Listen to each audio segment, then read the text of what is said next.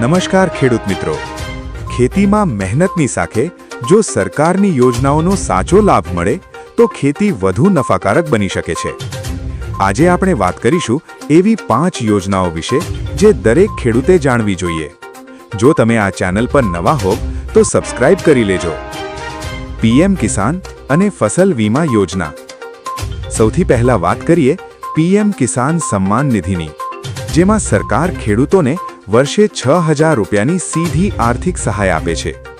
બીજી છે પીએમ ફસલ વીમા યોજના, જે કુદરતી આફતો કે કમોસમી વરસાદ સામે તમારા પાકને સુરક્ષા આપે છે।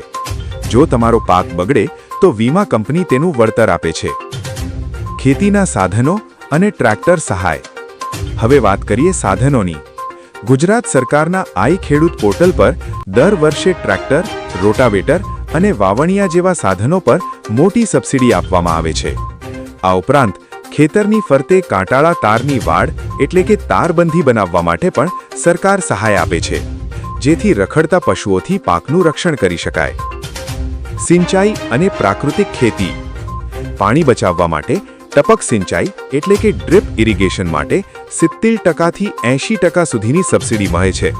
વળી જે ખેડૂતો ગાય આધારિત પ્રાકૃતિક ખેતી કરે છે તેમને ગાયના નિભાવ માટે દર મહિને 900 રૂપિયા એટલે કે વર્ષે 10,800 રૂપિયાની સહાય સરકાર દ્વારા સીધી ખાતામાં જમા કરવામાં આવે છે।